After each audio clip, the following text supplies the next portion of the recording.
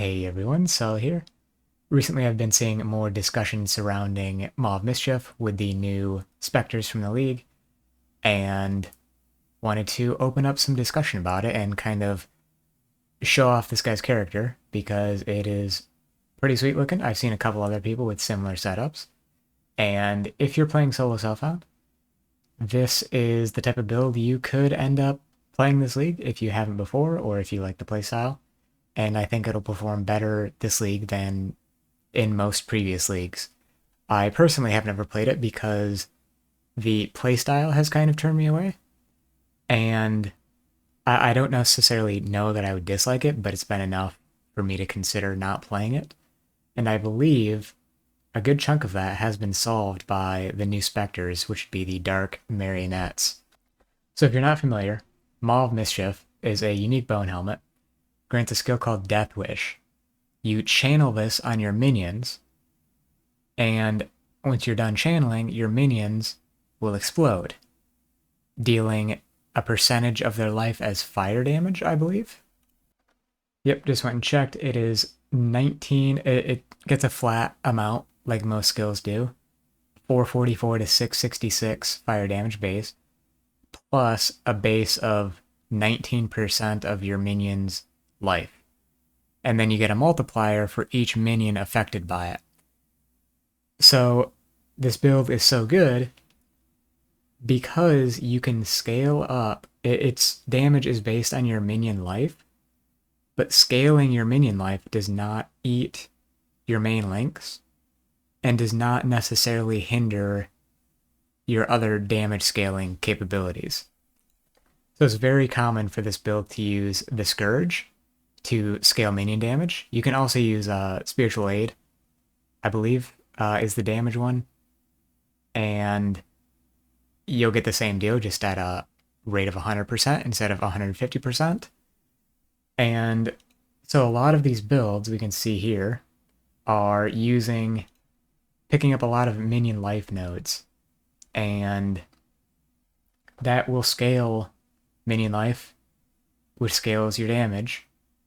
And for example, these minion life nodes over here, or even like the Spectre cluster a little bit, are also going to scale damage as well. So you're getting more effectiveness out of each node that you're getting damage from. It just opens up a new vector by which you can scale your damage. Beyond that, like I said, you're decoupling your base damage from your links that are scaling your damage. So what people typically do in the past is get a shield from the Lunaris and Solaris unique map that gives +2 to gems in it. You use that with a stone golem and empower and minion life. That's it. You're a 3-link. And then you have Maw of Mischief, which is a 4-link, or a 5-link rather, because the skill is granted by the helmet and you fit 4 supports in there. This league, 2 things have changed. One is that we have Dark Marionettes. Those respawn after a 1-second period after they die. Normally, you would play this as an Elementalist and go, this node down here, I don't know if, no support for the Ascendancies here, but you take the node that makes your golems resummon after 4 seconds. 1 is a lot faster than 4. Makes the playstyle a lot smoother, as we'll see in some video showcase here in a second. And the Spectres themselves can inflict Scorch, so that's pretty nice. It's not super relevant, but it's mostly about the playstyle difference. And then on top of that, you have a new avenue of potential scaling through Pragmatism. So in this case, this POB has a level 4 Empower and a +1 Corrupted Pragmatism. I have a Pragmatism. If I roll this build, I will only use Ray Spectre and Minion Life, because my Empower is a net neutral, basically. Because I don't have a Corruption and I only have a level 3 Empower. So I would get -2 from socketing another gem and then +2 from the Empower. So a bit of a wash either way. But yeah, if you use just Minion Life and Ray Spectre, that's going to be +8 which the Spectres, I believe, have lower base life than the Golems. You could still play this with Golems if you wanted to, and have more damage, but you should be able to hit dot cap with the Spectres. So it's not a huge issue. This POB has, what is it? It's level 30 something Ray Spectre, because they also have a replica Dragon Fangs Flight for another +3.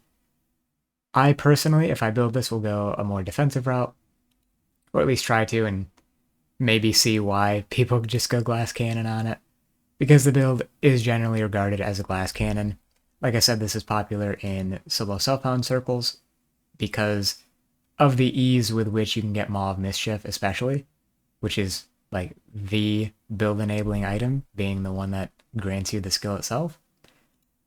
This item is drop restricted, by the way, and you can only get it from divination cards, but compared to most other uniques on this level of power, it is significantly easier to farm.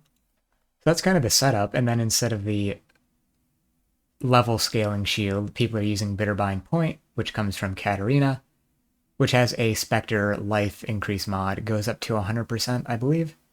This person has 93%, and also grants some critical chance per Spectre, which helps with keeping elemental equilibrium up.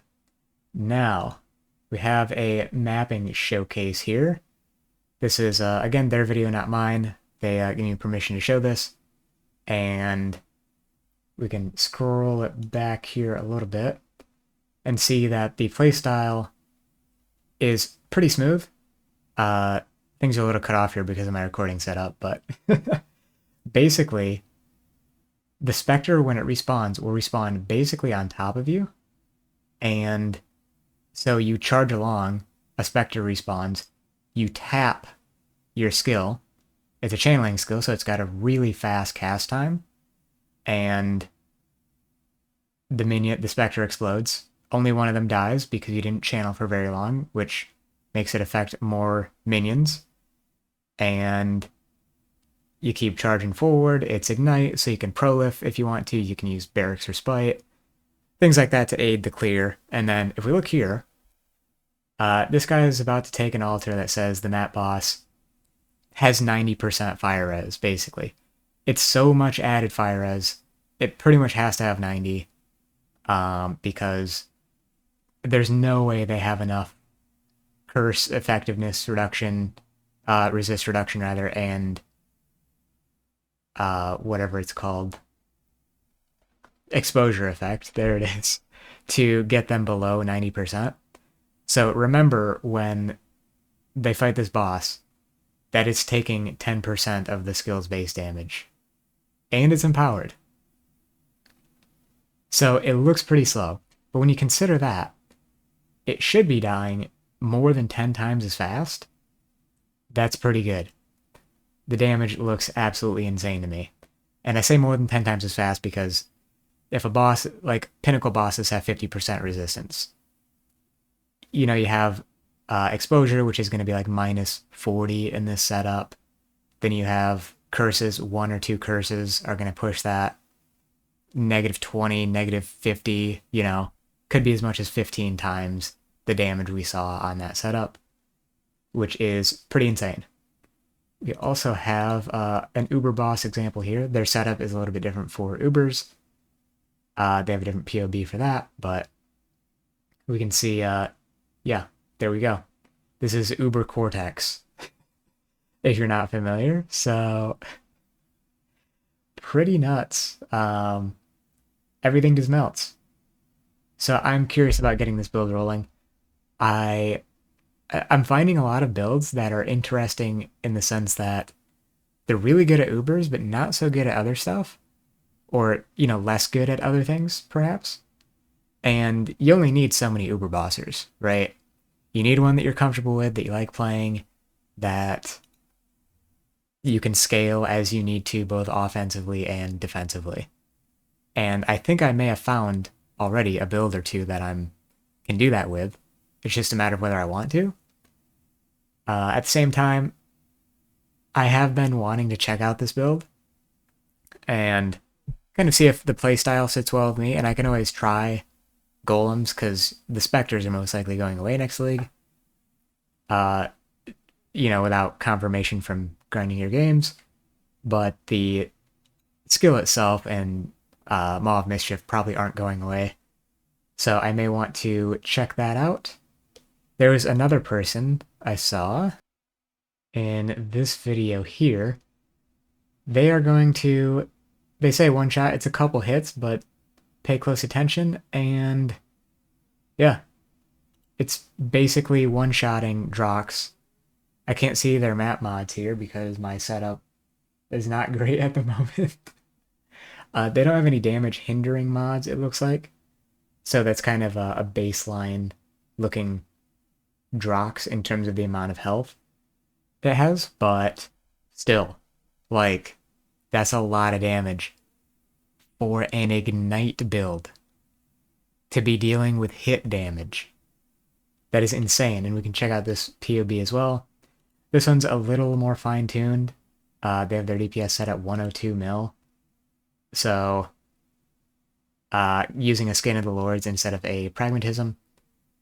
So, goes pretty hard as far as that goes. I didn't look at too much of their other setup. They have an Elegant Hubris, so they probably are scaling more minion life and or damage that way as well. But yeah, that's pretty much it for this video. I will link these threads down in the description and the comments just to showcase this, and if you are looking for an Uber bosser in Solo Self-Found, I would give this a try, because the archetype has existed for a long time and probably will continue to do so. Maw of Mischief in general, that is.